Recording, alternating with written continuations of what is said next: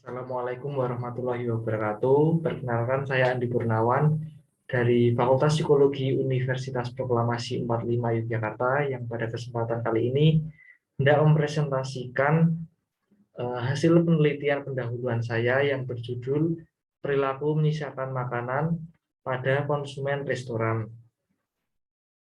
Adapun judul ini dilatar belakangi oleh data FAO yang menjelaskan bahwa makanan terbuang percuma tiap tahunnya mencapai 17%, yang setara dengan 1,3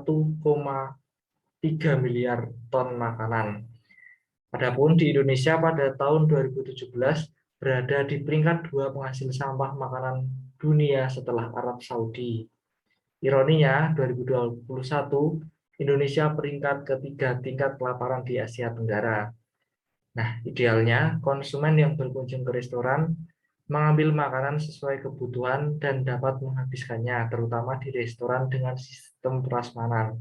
Kenyataannya, masih sering dijumpai konsumen meninggalkan sisa makanan yang sebenarnya masih layak dimakan. Tujuan penelitian ini yaitu menganalisis perilaku menyisakan makanan pada konsumen dari sebab, frekuensi, tindakan, dan persepsi. Lalu, penelitian ini sangat jarang sehingga unik. Adapun penelitian terdahulu dengan bedanya penelitian sekarang, yaitu penelitian saya ini, yaitu terletak pada subjek dan lokasi penelitian. Subjek penelitian saya adalah konsumen pada restoran yang menggunakan sistem prasmanan. Perilaku menyisakan makanan sendiri yaitu perilaku menghasilkan sisa makanan di mana sisa tersebut berpotensi terbuang dan menjadi sampah makanan. Makanan sisa yaitu makanan yang sebenarnya masih layak dimakan, namun tidak dihabiskan oleh konsumen, yaitu nasi, sayur, dan jenis lauk. Alasan yang menjadi faktor yaitu faktor sikap, norma, subjektif, rutinitas perencanaan makan, kontrol perilaku yang dipersepsikan, dan sosiodemografi. Nah, penelitian terdahulu menyebutkan bahwa laki-laki menghasilkan sedikit sampah makanan daripada perempuan. Kancah teori yang saya gunakan dalam penelitian ini yaitu teori ABC, yaitu teori terbentuknya perilaku. A-nya antecedent, yaitu faktor atau alasan yang menjadi penyumbang terjadinya suatu perilaku. B-nya behavior, perilaku itu sendiri berkaitan dengan frekuensi dan lama munculnya perilaku. Serta C-nya konsekuen, yaitu hasil atau kejadian yang menyertai setelah terbentuknya perilaku. Metode yang saya gunakan yaitu kualitatif, untuk memperoleh data yang mendalam dan suatu data yang mengandung makna. Instrumennya yaitu wawancara dan observasi yang menggunakan model perilaku ABC, antecedent, behavior, dan konsekuen dari Irlianti dan Dewianti 2015. Nah, untuk validitas di penelitian ini yaitu menggunakan subjek pertama triangulasi. Ini merupakan karyawan restoran, yaitu waitress, yaitu pelayan yang mengetahui situasi konsumen setiap harinya. Subjek penelitian ada totalnya 3. Yang pertama tadi triangulasi, yang kedua perempuan yang didapati menyisakan makanan, yang ketiga laki-laki yang tidak menyisakan makanan, sebagai pembanding gender juga. Lokasi penelitian di salah satu restoran daerah Sleman, Yogyakarta dengan konsep prasmanan atau self-service. Hasil penelitian yang dari triangulasi tadi, subjek pertama yaitu perempuan 27 tahun, pendidikan terakhir SMA, dan waitress selama 3 tahun di restoran tersebut. Sering menjumpai konsumen dengan menyisakan makanan. Konsumen menyisakan makanan menurutnya karena porsi terlalu banyak dan baru mencicipi pertama tidak sesuai cita rasa. Dampak sampah makanan hanya sekadar menimbulkan bau.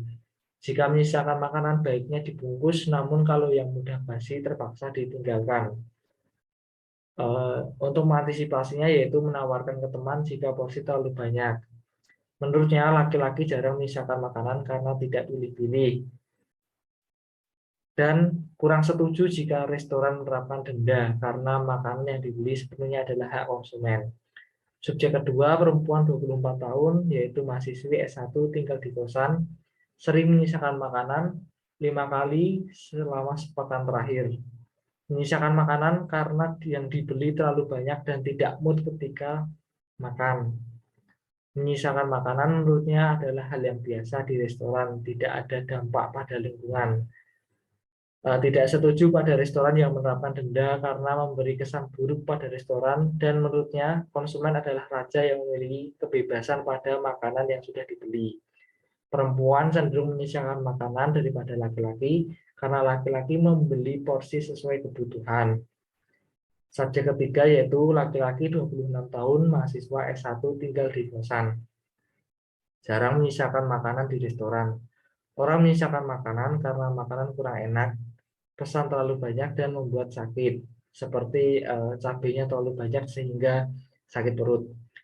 Tidak ada dampak dari sampah makanan karena sifatnya organik dan mudah terurai.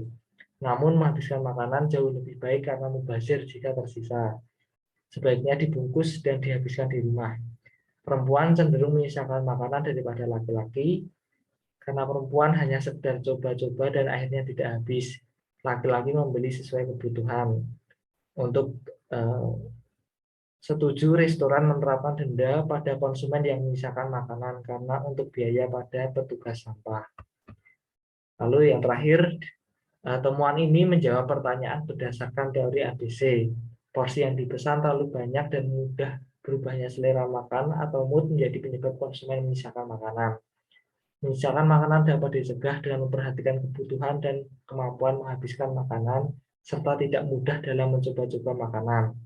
Konsumen cenderung membungkus makanan, namun meninggalkan makanan yang mudah basi.